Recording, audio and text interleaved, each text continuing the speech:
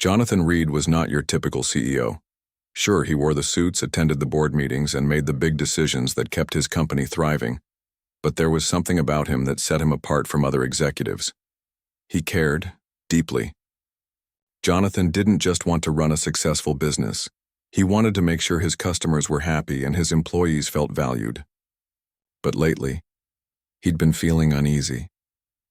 The higher he climbed in the corporate world, the more disconnected he felt from the people who mattered most, the everyday customers walking into his dealerships and the hard-working staff serving them. One evening, while flipping through TV channels after a long day at work, Jonathan stumbled upon an episode of Undercover Boss. At first he watched it casually, intrigued by how these top-level executives disguised themselves to see what life was really like on the front lines of their companies. But as the show went on, an idea began forming in his mind. What if he did the same thing? What if he stepped out of his corner office, left behind the spreadsheets and meetings, and experienced his own dealerships as a regular person would? The thought excited him. It also scared him a little. After all, he wasn't exactly inconspicuous. People in the industry knew his face and his name carried weight. If anyone recognized him, the whole plan would fall apart. Still, the more he thought about it, the more determined he became. This could be the perfect opportunity to understand what his customers truly thought about his brand and whether his employees were living up to the high standards he'd set. The next morning, Jonathan woke up early with a new sense of purpose. He rummaged through his closet, pulling out clothes he hadn't worn in years. A pair of faded blue jeans, a plain white t-shirt, and a flannel shirt that had seen better days. He even found an old baseball cap buried at the back of a shelf. Looking in the mirror, he barely recognized himself. Gone was the polished executive with perfectly styled hair and tailored suits. In his place stood someone unremarkable, a man who could easily blend into any crowd. Before heading out, Jonathan grabbed his wallet, keys, and a notebook where he planned to jot down observations. Then, without telling anyone where he was going, he hopped into his car and drove toward one of his busiest dealerships. It was located 2 hours away in a bustling city, far enough from headquarters that no one would suspect his true identity. As he navigated the highway, Jonathan's nerves kicked in. What if his disguise didn't hold up? What if the employees saw right through him? And what if the experience turned out to be worse than he imagined? When he finally arrived, Jonathan parked across the street and took a deep breath. The dealership looked impressive from the outside, with rows of shiny vehicles gleaming under the sunlight and colorful banners fluttering in the breeze. Taking one last look at himself in the rearview mirror, he stepped out of the car and walked toward the entrance. His heart pounded as he pushed open the glass doors and stepped inside. The showroom buzzed with activity. Customers wandered around, inspecting cars and chatting with salespeople. Bright lights illuminated the polished floors, and the smell of fresh leather filled the air. Jonathan tried to act casual as he strolled past the displays, running his fingers along the sleek hoods of trucks and SUVs. He paused occasionally to read price tags or examine features, careful not to draw too much attention to himself. It wasn't long before a young man approached him. "Hi there," the guy said with a friendly smile. "My name's Marcus. Can I help you find something today?" Jonathan looked up, forcing himself to relax. "Yeah, hi. I'm just looking around for now," he replied, keeping his tone casual. "I've been thinking about getting a truck, but I'm not sure which one's right for me." Marcus nodded enthusiastically. "Well, you've come to the right place. We've got some great options here. Are you looking for something rugged? Maybe for work? Or are you more interested in comfort and style?" Jonathan hesitated, pretending to think it over. "Probably somewhere in between," he said. "I need something reliable, but I don't want to break the bank either." "Got it," Marcus said, leading Jonathan toward a row of mid-range pickup trucks. "This one here is our best seller. It's got plenty of power, great fuel efficiency, and a bunch of tech features that make driving a breeze."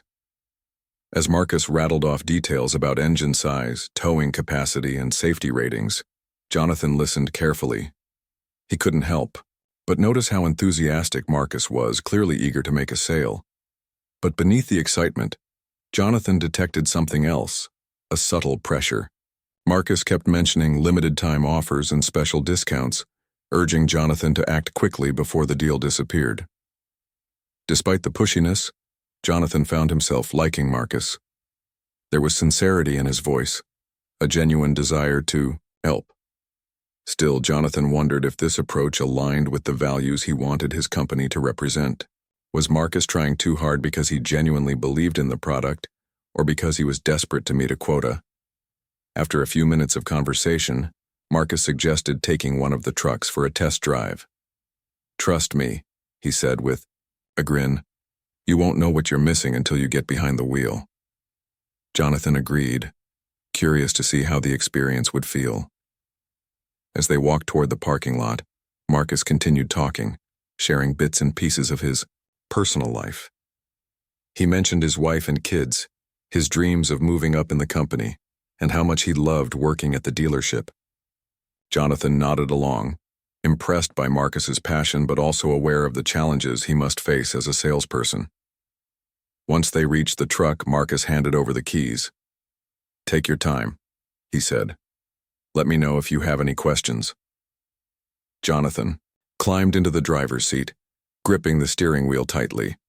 For a moment he forgot about his disguise and the reason he was there. Instead, he focused on the vehicle itself, the smooth acceleration, the quiet hum of the engine, the way it handled turns with ease. It reminded him of why he'd started this company in the first place, to provide quality products that improved people's lives.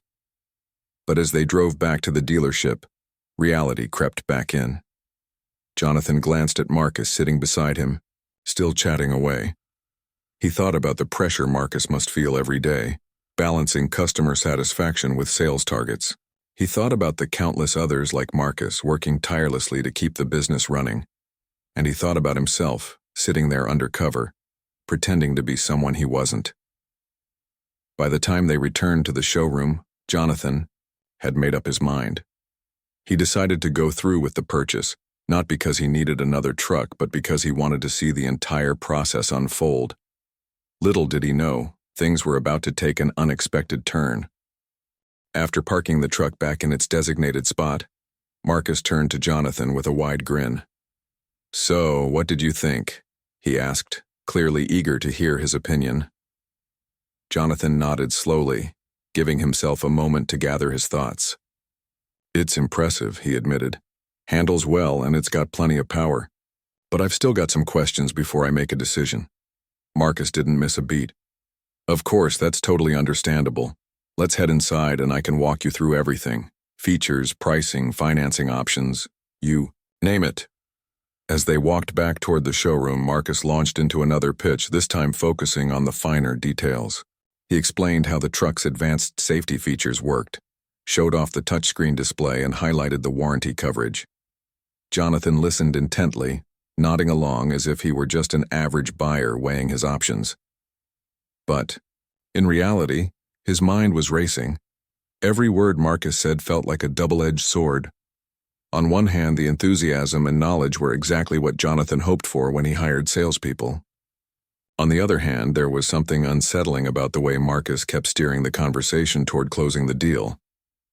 "Let me show you something," Marcus said, pulling out a tablet from his bag. "This is our interactive pricing tool. You can see exactly how much each feature adds to the total cost." He tapped away at the screen, bringing up a detailed breakdown of the truck's price. Jonathan leaned in closer, pretending to study the numbers. What caught his attention wasn't just the base price. It was the long list of additional fees tacked on at the bottom. Document processing charges, delivery fees, environmental levies. They added up quickly. Jonathan had seen these kinds of fees before. After all, they were standard across the industry. But seeing them now from the perspective of a customer made him realize how frustrating they could be. "Looks good," Jonathan said eventually, keeping his tone neutral. "But I'll need to crunch the numbers myself before I commit." Marcus nodded, though Jonathan noticed a flicker of disappointment cross his face. "Sure thing," Marcus replied. "Just let me know if you have any more questions, and remember, this offer won't last forever." We're running a special promotion right now, but it ends at the end of the week. The pressure was subtle, but it was there. Jonathan recognized the tactic immediately. It was designed to create urgency, to make customers feel like they had to act fast or risk losing out. It was effective, no doubt about that. But it also left a sour taste in his mouth. Was this really the kind of strategy he wanted his company to rely on? Back inside the dealership office, Marcus pulled up a chair and handed Jonathan a clipboard stacked with forms. "All right," he said cheerfully. "Let's get started on the paperwork. Don't worry, we'll take it step by step." Jonathan flipped through the document, scanning each page carefully. Some sections were straightforward enough: contact information, payment terms, insurance requirements. Others, however, were less clear. Buried deep within the fine print were clauses about maintenance agreements, extended warranties, and optional add-ons that seemed almost mandatory based on how Marcus described them. "You know," Marcus said, casually, pointing to one particular section, "a lot of customers opt for the extended warranty. It gives you peace of mind, knowing you're covered for longer. Plus, it increases the resale value." Jonathan raised an eyebrow. "Is that so? I hadn't really thought about that." "Well, it's definitely worth considering," Marcus pressed. "Especially since this model doesn't come with roadside assistance included." Jonathan hesitated, torn between wanting to call out the upsell and needing to stay in character. Finally, he shrugged. "Maybe. I'll think about it." As they continued working through the forms, Jonathan couldn't help but notice how polished Marcus's routine was. He answered every question confidently, explained complicated terms in simple language, and maintained a friendly demeanor throughout. Yet beneath the surface, Jonathan sensed a growing tension. Marcus kept glancing at his watch, tapping his pen against the desk and occasionally peeking over his shoulder toward the main showroom. It was obvious he was under pressure, whether from management, quotas, or both. Just as Jonathan was about to sign the final document, a loud voice interrupted their conversation. "Excuse me," came a gruff shout from somewhere behind them. Both men turned to see a man standing near the doorway, looking visibly upset. His face was red, and his arms were crossed tightly over his chest. Marcus froze, his smile faltering. Can I help you, sir?" The man stepped forward, his frustration palpable. "Yeah, maybe you can explain why my trade-in value is so low. I brought my old truck here yesterday and your appraiser told me it's barely worth anything. How does that even make sense?" Jonathan's stomach dropped. The voice sounded familiar, but he couldn't quite place it yet. All he knew was that this unexpected interruption had thrown a wrench into his plans. For a split second, he considered excusing himself and slipping away unnoticed. But curiosity, and a strange sense of responsibility, kept him rooted to his seat. Marcus looked panicked, unsure of how to handle the situation without abandoning Jonathan mid-purchase. "Sir, I'm actually helping another customer right now," he stammered. "If you don't mind waiting, I'll be happy to assist you once we're done." The man scoffed. "Oh, I'm sure you will. Meanwhile, I've been sitting here for 20 minutes trying to get someone's attention. No offense, but your service leaves a lot to be desired." Jonathan shifted uncomfortably in his chair. He wanted to disappear, to avoid being dragged into whatever drama was unfolding.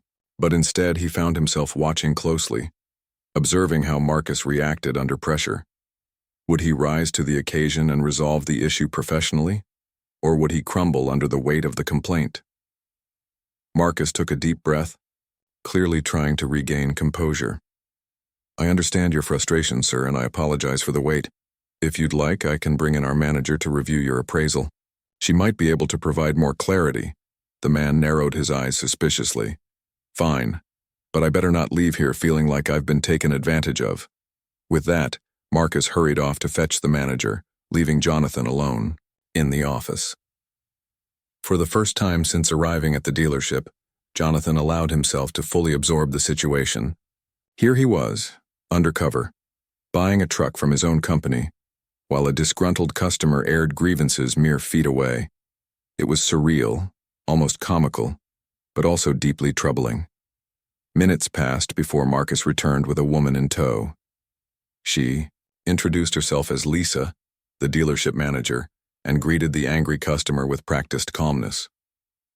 "Hi there," she said smoothly. "I hear you're concerned about your trade-in valuation. Let's take a look together and see if we can sort this out." As Lisa led the man to a nearby desk, Jonathan strained to eavesdrop on their conversation. From what he could gather, the customer believed his truck should have been valued higher due to recent repairs and upgrades. Lisa patiently reviewed the appraisal report, explaining how factors like mileage, condition, and market demand influenced the final number. Despite her efforts, the man remained unconvinced. "This is ridiculous," he muttered loudly. "I've bought 3 cars from this place, and this is how you treat loyal customers? Forget it. I'm taking my business elsewhere." With that, he stormed out of the office, slamming the door behind him. The room fell silent save for the faint hum of fluorescent lights overhead. Lisa sighed heavily, pinching the bridge of her nose. Turning to Marcus, she said sharply, "You need to handle these situations better. Next time, don't let it escalate like that." Marcus nodded meekly, looking utterly defeated. Jonathan felt a pang of sympathy for him. Clearly, Marcus was doing his best in a tough environment, one where meeting sales targets often clashed with delivering exceptional customer service. Forcing himself to refocus, Jonathan picked up the pen and signed the last document. Handing it back to Marcus, he forced a small smile. "Thanks for all your help," he said quietly. "I'll be in touch if I have any issues." Marcus managed a weak grin in return. "No problem, Mr. Sorry. I didn't catch your last name." "Smith," Jonathan lied smoothly. "Just call me John." As he walked out of the dealership, keys to his newly purchased truck in hand, Jonathan couldn't shake the feeling that something fundamental needed to change, not just at this location, but across the entire company. Jonathan stepped out of the dealership, the keys to his newly purchased truck jingling softly in his pocket. The crisp autumn air hit him as he paused for a moment, taking it all in. He had done it. He'd gone undercover at his own dealership, experienced the process from start to finish, and even witnessed firsthand how his employees handled difficult situations. But instead of feeling satisfied or accomplished, Jonathan felt uneasy. Something about the whole experience gnawed at him. As he walked toward his car, which he'd parked across the street earlier that day, he replayed the events in his mind. Marcus's enthusiasm and hard work were undeniable. The young man clearly cared about his job and wanted to succeed. Yet, there was no denying the pressure he was under. Pressure to upsell, to meet quotas, to keep customers happy without crossing any invisible lines. And then there was Lisa, the manager who seemed more focused on damage control than fostering real connections with people. Her sharp rebuke of Marcus after the angry customer left had been particularly telling. It wasn't just a lesson in professionalism. It was a reminder of how fragile morale could be when expectations weren't aligned with reality. Jonathan slid into the driver's seat of his personal vehicle, gripping the steering wheel tightly as he reflected on what he'd seen. Sure, the dealership looked impressive from the outside, modern, clean, and well-stocked with high-quality vehicles. But beneath the surface, cracks were beginning to show. Employees like Marcus were caught between delivering excellent service and hitting unrealistic targets. Customers like the frustrated man who stormed out felt undervalued and mistreated. And somewhere along the way, the core values Jonathan had built his company on, trust, transparency, and integrity, seemed to have gotten lost. The drive back home gave Jonathan plenty of time to think. Normally, he enjoyed the solitude of long drives, using the hours to clear his head or brainstorm new ideas. Today, however, his thoughts were consumed by one question. How had things gotten so off track? His company had started with a simple mission: to provide reliable vehicles at fair prices while treating both customers and employees with respect. Over the years, though, growth and competition had pushed them to adopt strategies that prioritized profit over people. Hidden fees, aggressive sales tactics, and rigid performance metrics had become the norm, not because they were right, but because they worked. By the time he pulled into his driveway, Jonathan had made up his mind. This wasn't just a problem at one dealership. It was a systemic issue that needed addressing. If he didn't act now, the disconnect between corporate goals and ground-level realities would only widen. That evening, Jonathan sat down at his kitchen table with a notepad and pen. He began jotting down observations from his undercover visit, organizing them into categories: employee challenges, customer pain points, and areas where policies might need revising. Under employee challenges, he wrote about Marcus's obvious stress and Lisa's lack of support. For customer pain points, he listed the hidden fees, low trade-in offers, and overall frustration expressed by the angry customer. For policy changes, he sketched out ideas like simplifying contracts, eliminating unnecessary charges, and creating a better system for handling complaints. But Jonathan knew writing notes wasn't enough. Real change required action and courage. The next morning, he arrived at his office earlier than usual, determined to tackle the issue head-on. First, he called an emergency meeting with his executive team. When everyone filed into the conference room looking confused, Jonathan wasted no time getting to the point. "I went undercover at one of our dealerships yesterday," he announced, cutting straight to the chase. A murmur rippled through the room as his team exchanged surprised glances. "I posed as a regular customer and bought a truck. What I learned, well, let's just say it wasn't pretty." He proceeded to share details of his experience, starting with Marcus's energetic yet pressured sales approach and ending with the confrontation involving the irate customer. As he spoke, he watched his executives' expressions shift from curiosity to concern. Some nodded knowingly, while others looked genuinely shocked. By the time he finished, the room was silent. "This isn't just about one location," Jonathan continued. "It's a reflection of larger issues within our company. We've become too focused on numbers and not focused enough on people. Our employees are stressed, our customers are frustrated, and our reputation is suffering because of it." One of his senior vice presidents raised a hand hesitantly. "So, what do you propose we do?" Jonathan leaned forward, his voice firm but calm. "We fix it. Starting today, we implement 3 major changes. First, we overhaul our training programs to emphasize transparency and empathy. Salespeople shouldn't feel like they're walking a tightrope between helping customers and hitting quotas. Second, we eliminate hidden fees and simplify our contracts. Customers deserve to know exactly what they're paying for without having to decipher fine print. Third, we create a feedback loop where employees can voice concerns without fear of retaliation. If someone feels overwhelmed or sees a problem, they should feel comfortable bringing it to management." His team listened intently, scribbling notes and nodding along.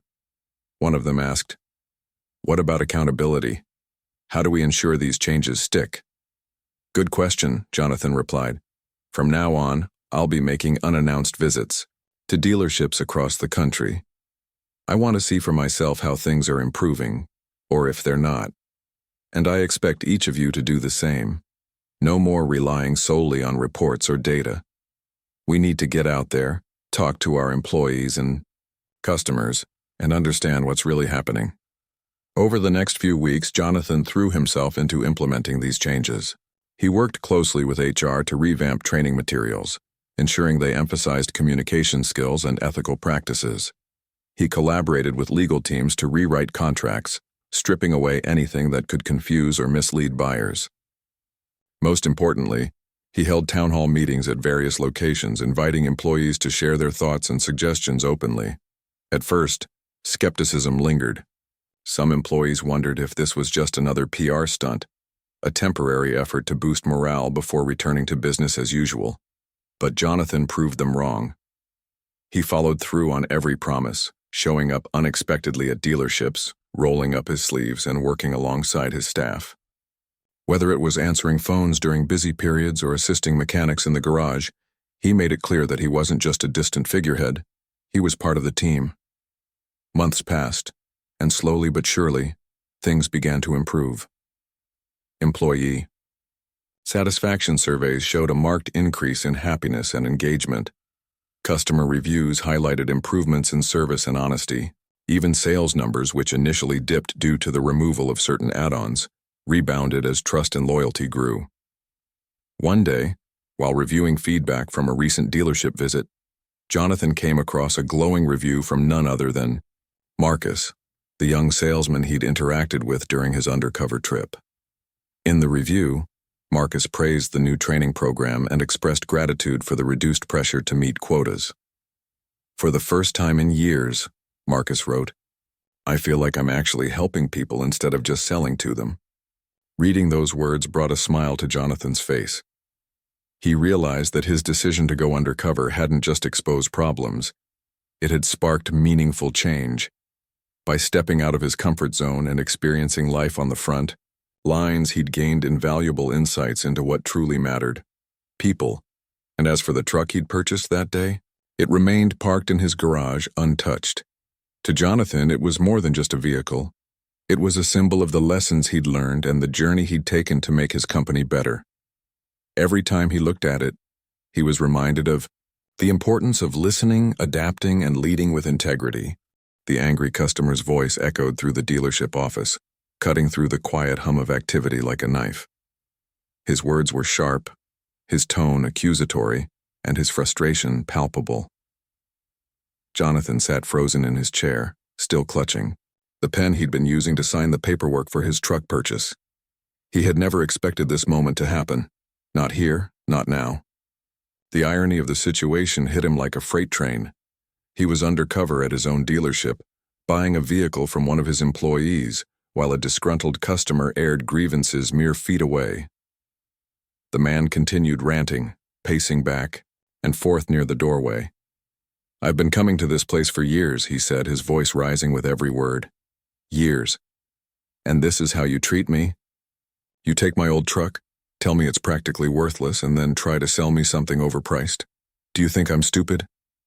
Jonathan's heart raced as he tried to process what was unfolding. He recognized the man's face. It was Harold Grayson, a longtime customer who owned several vehicles from the dealership chain. Harold wasn't just any customer. He was known for being outspoken and detail-oriented. Over the years, he'd sent multiple emails to corporate headquarters, complaining about everything from pricing practices to service quality. Now here he was, standing in front of Jonathan, completely unaware that the CEO himself was sitting less than 10 feet away. Harold's tirade grew louder, drawing stares from other customers and employees in the showroom. Marcus, caught off guard by the sudden outburst, looked visibly flustered. He glanced at Jonathan briefly, silently pleading for patience before turning his attention back to Harold. Sir, please calm down, Marcus said, his voice trembling slightly. Let me get our manager to explain. Calm down? Harold interrupted, his eyes narrowing. Why should I calm down when your people are treating me like some kind of fool? My trade-in value is laughable and your prices are outrageous. I came here expecting fairness, but all I got was disappointment. Jonathan felt a wave of guilt wash over him. This was his company, his brand, his responsibility, and yet he was powerless to intervene without blowing his cover. He watched as Lisa, the dealership manager, hurried over to defuse the situation. She greeted Harold with a polite smile, though her expression betrayed hints of irritation. Hi there, Mr. Grayson, she said smoothly. I understand you're upset about your appraisal. Let's sit down together and go over the numbers so we can address your concerns. Harold crossed his arms tightly over his chest, clearly skeptical. Fine, he muttered. But don't waste my time with excuses. Lisa led him to a nearby desk, pulling out a folder filled with documents. As they reviewed the appraisal report, Jonathan strained to eavesdrop on their conversation. From what he could gather, Harold believed his truck should have been valued higher due to recent repairs and upgrades. Lisa patiently explained how factors like mileage, condition, and market demand influenced the final number. Despite her efforts, Harold remained unconvinced.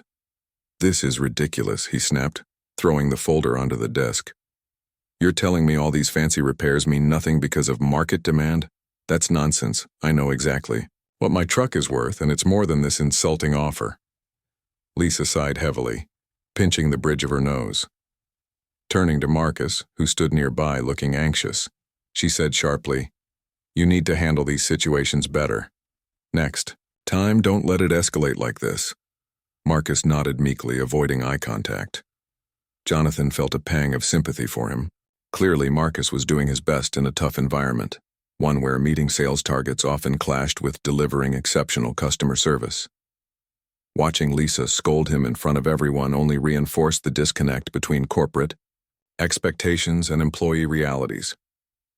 As Harold stormed out of the dealership, slamming the door behind him, the room fell silent. The tension lingered in the air, thick and suffocating. Lisa turned to Marcus again, her tone softer but still firm. "Look, I know it's not easy dealing with difficult customers, but you have to stay calm and professional. We can't afford to lose loyal buyers like Mr. Grayson." "I understand," Marcus replied quietly. "I'll do better next time." Jonathan sat there, still rooted to his seat, feeling a mix of emotions. Part of him wanted to stand up and reveal his true identity, to explain that he was the CEO and apologize for the poor experience Harold had endured. But another part of him knew that wouldn't solve anything. Revealing himself now would only create chaos and distract from the bigger issues at hand. Instead, he forced himself to remain silent, observing the aftermath of the confrontation. After a few moments, Marcus returned to Jonathan, offering an apologetic smile. "Sorry about that interruption," he said. "Are you ready to finish up?" Jonathan nodded, forcing a small smile in return. "Yeah, let's wrap it up." They quickly completed the remaining paperwork, exchanging pleasantries as they went. When everything was signed and sealed, Marcus handed Jonathan the keys to the truck along with a brochure detailing maintenance tips and warranty information. "Thanks for choosing us," Marcus said warmly. "If you ever need anything, repairs, questions, whatever, don't hesitate to reach out." "Will do," Jonathan replied, shaking Marcus's hand firmly. "Appreciate your help." As he walked out of the dealership, Jonathan couldn't shake the feeling that something fundamental needed to change, not just at this location, but across the entire company. The encounter with Harold had exposed deep-rooted problems that couldn't be ignored. Hidden fees, low trade-in values, and aggressive sales tactics weren't just isolated incidents. They were symptoms of a larger issue.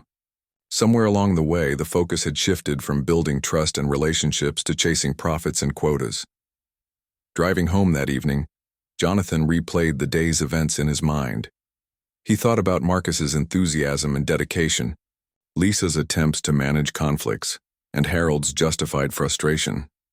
Each interaction painted a clearer picture of the challenges facing his business. Employees were stressed, customers felt undervalued, and the company's reputation was hanging by a thread. By the time he pulled into his driveway, Jonathan had formulated a plan. He spent the rest of the night drafting notes and brainstorming ideas for reforming the company culture. He realized that meaningful change required more than policy updates or training programs. It demanded a shift in mindset. Leaders at every level needed to prioritize empathy, transparency, and accountability. Only then could they rebuild trust with both employees and customers. The following morning, Jonathan called an emergency meeting with his executive team. When everyone gathered in the conference room, he wasted no time getting to the point. "Yesterday, I went undercover at one of our dealerships," he began, watching as his team exchanged surprised glances. "I posed as a regular customer and bought a truck. What I learned, well, it wasn't pretty." He shared details of his experience, starting with Marcus's energetic yet pressured sales approach and ending with Harold's explosive confrontation. As he spoke, he watched his executives' expression shift from curiosity to concern. Some nodded knowingly, while others looked genuinely shocked. By the time he finished, the room was silent. "This isn't just about one location," Jonathan continued. "It's a reflection of larger issues within our company. We've become too focused on numbers and not focused enough on people. Our employees are stressed, our customers are frustrated, and our reputation is suffering because of it."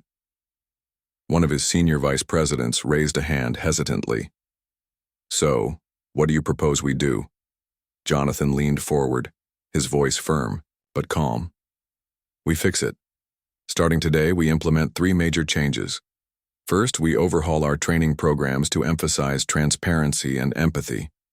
Salespeople shouldn't feel like they're walking a tightrope between helping customers and hitting quotas. Second, we eliminate hidden fees and simplify our contracts. Customers deserve to know exactly what they're paying for without having to decipher fine print.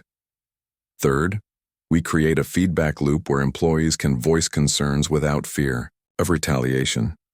If someone feels overwhelmed or sees a problem, they should feel comfortable bringing it to management. His team listened intently, scribbling notes and nodding along. One of them asked, "What about accountability? How do we ensure these changes stick?" "Good question," Jonathan replied. "From now on, I'll be making unannounced visits to dealerships across the country. I want to see for myself how things are improving, or if they're not. And I expect each of you to do the same. No more relying solely on reports or data. We need to get out there, talk to our employees and customers, and understand what's really happening." Over the next few weeks, Jonathan threw himself into implementing these changes. He worked closely with HR to revamp training materials, ensuring they emphasized communication skills and ethical practices. He collaborated with legal teams to rewrite contracts, stripping away anything that could confuse or mislead buyers. Most importantly, he held town hall meetings at various locations, inviting employees to share their thoughts and suggestions openly. At first, skepticism lingered. Some employees wondered if this was just another PR stunt, a temporary effort to boost morale before returning to business as usual. But Jonathan proved them wrong. He followed through on every promise, showing up unexpectedly at dealerships, rolling up his sleeve. The weeks following Jonathan's undercover visit to the dealership were a whirlwind of activity. He had returned to his office with a renewed sense of purpose, determined to address the issues he'd witnessed firsthand. But transforming an entire company wasn't something that happened overnight. It required patience, persistence, and a willingness to listen, even when the truth was uncomfortable. Jonathan began by reaching out to key stakeholders across the organization: regional managers, sales directors, HR representatives, and even frontline employees. He scheduled meetings, conducted interviews, and hosted brainstorming sessions to gather insights from every level of the company. What he discovered confirmed many of his suspicions, but also revealed new challenges he hadn't anticipated. 1. Recurring theme emerged during these conversations.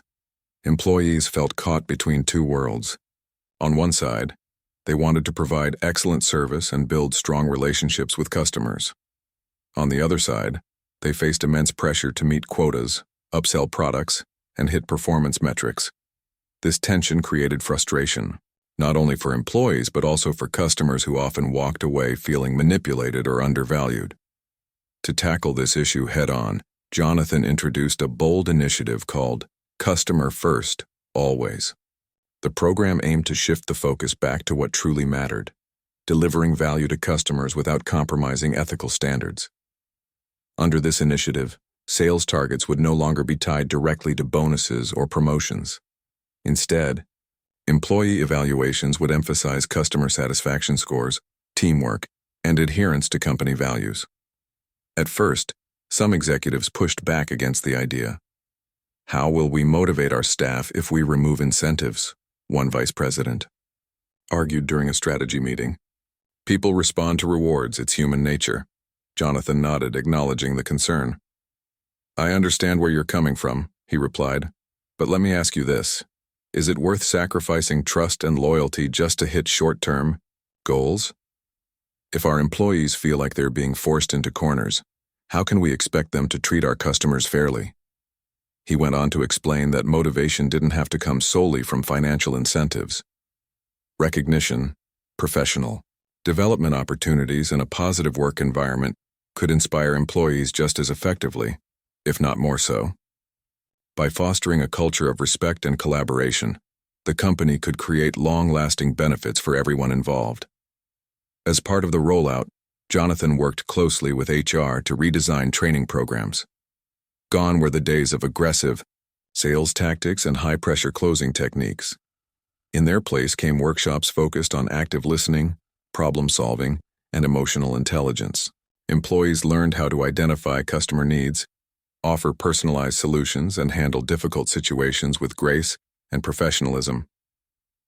Marcus, the young salesman who had assisted Jonathan during his undercover trip, became one of the program's biggest advocates. After completing the new training modules, he noticed a significant difference in his interactions with customers. "It feels good to know I'm helping people make informed decisions instead of pushing them towards something they don't need," Marcus shared during a team meeting. "Customers appreciate the honesty, and it makes my job more rewarding." Word of the changes spread quickly throughout the company, sparking both excitement and skepticism. Some dealerships embraced the new approach wholeheartedly, while others resisted, clinging to old habits. To ensure consistency, Jonathan made unannounced visits to locations across the country. During these trips, he spent time observing operations, talking to employees, and interacting with customers. His presence sent a clear message. Leadership was committed to walking the walk, not just talking the talk. During one such visit, Jonathan found himself at a dealership in a small town several hours away from headquarters. The location was struggling financially, and morale among the staff was low. When he arrived, he was greeted by a group of weary-looking employees who seemed surprised and slightly intimidated to see him. "Good morning, everyone," Jonathan said warmly, shaking hands and introducing himself. "I'm here because I want to understand what's working well and what challenges you're facing. Please be honest with me. Your feedback is crucial." At first, the employees hesitated, unsure whether it was safe to speak candidly. But as Jonathan listened intently to their concerns, everything from outdated equipment to inconsistent support from corporate, they gradually opened up. One mechanic mentioned that parts shipments often arrived late, causing delays in repairs. A receptionist complained about outdated software that made scheduling appointments unnecessarily complicated. And a veteran salesperson voiced frustration over conflicting messages from management about priorities. Jonathan took detailed notes, promising to address each issue promptly. Before leaving, he gathered the team for a quick pep talk.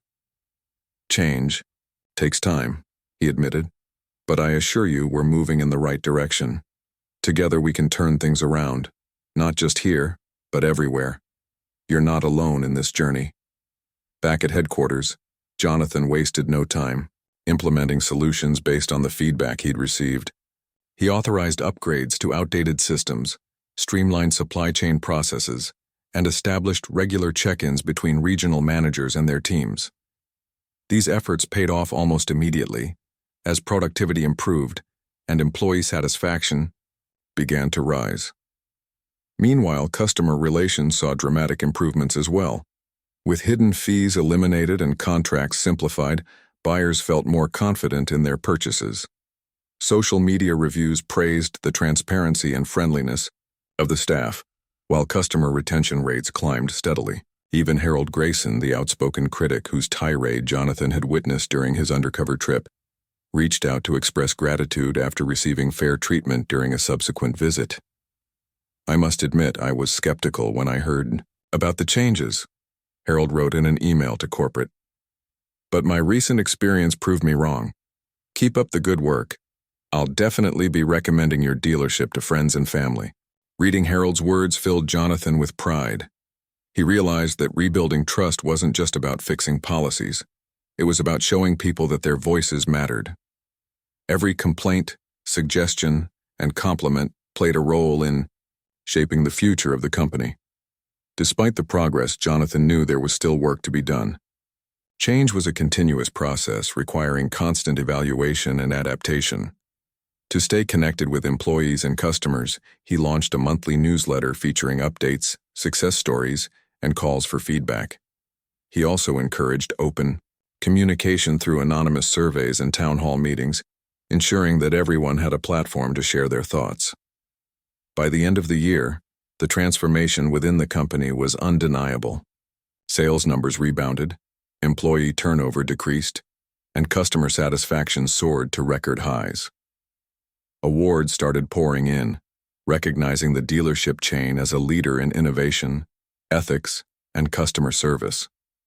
Journalists interviewed Jonathan about his unconventional approach to leadership, dubbing him a visionary CEO who put people before profits.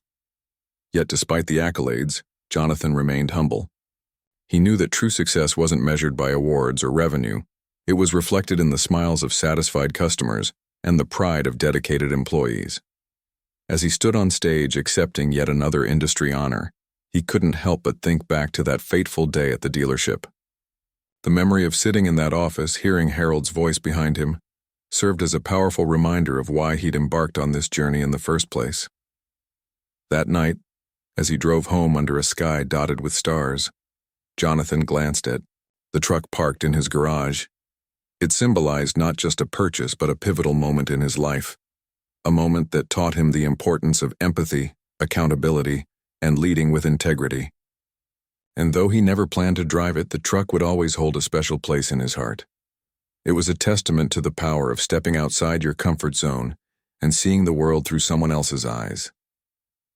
For Jonathan Reed, the road ahead was clear: keep listening, keep learning, and never stop striving to make a difference. The months following Jonathan's undercover journey transformed not only the company, but also his perspective on leadership. As he reflected on the changes that had swept through the organization, he couldn't help but marvel at how far they'd come, and how much work still lay ahead. The dealership chain was no longer just a business. It had become a living, breathing entity shaped by the collective efforts of its people. Each employee, customer interaction, and policy revision told a story of resilience, growth, and renewed purpose. One crisp morning, as sunlight streamed into his office, Jonathan sat at his desk reviewing quarterly reports. For once, the numbers weren't the most important part. Yes, sales were up, profit margins were healthy, and customer satisfaction ratings had reached an all-time high. But what truly mattered to him were the stories behind those figures, the moments of connection, trust, and mutual respect that had replaced frustration and distrust. Take Marcus, for example. The young salesman who had unknowingly helped Jonathan during his undercover trip was thriving in his new role as a team leader. After proving himself as someone who prioritized relationships over quotas, Marcus had been promoted to oversee training initiatives at his dealership.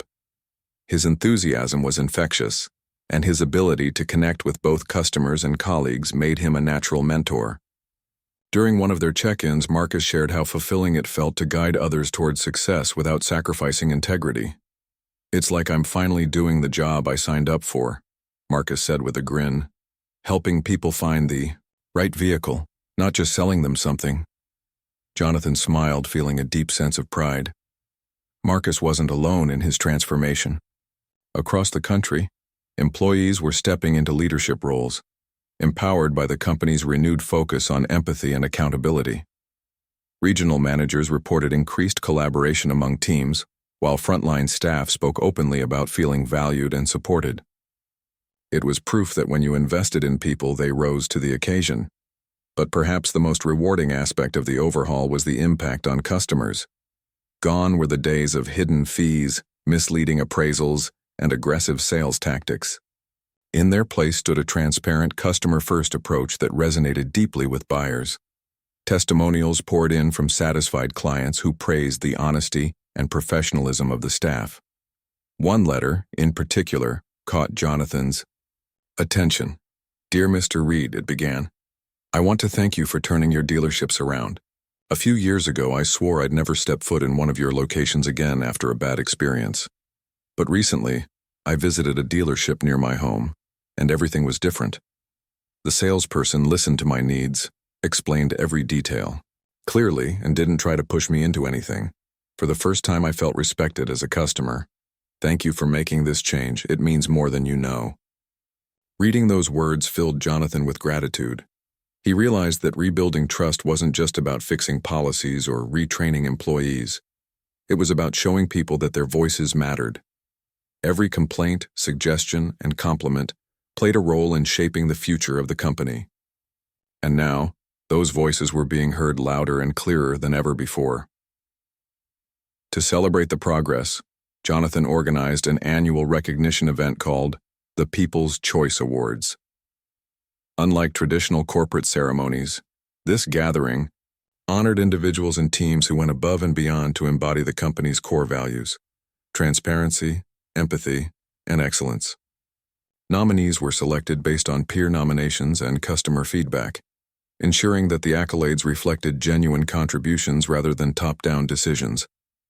At the inaugural ceremony, held in a grand ballroom decorated with banners and flowers, Jonathan took the stage to deliver a heartfelt speech. "Tonight, we're here to celebrate not just achievements, but the spirit of our company," he said, looking out at the sea of smiling faces. "Each of you has played a vital role in transforming this organization. Whether you're answering phones, repairing vehicles, or greeting customers, your efforts have made a difference. Together, we've proven that success isn't defined by profits alone. It's measured by the lives we touch along the way." The crowd erupted in applause as award recipients stepped forward to accept their trophies. Among them was Lisa, the dealership manager who had once scolded Marcus during Harold Grayson's confrontation. She had since embraced the new culture wholeheartedly, becoming a champion of open communication and employee support.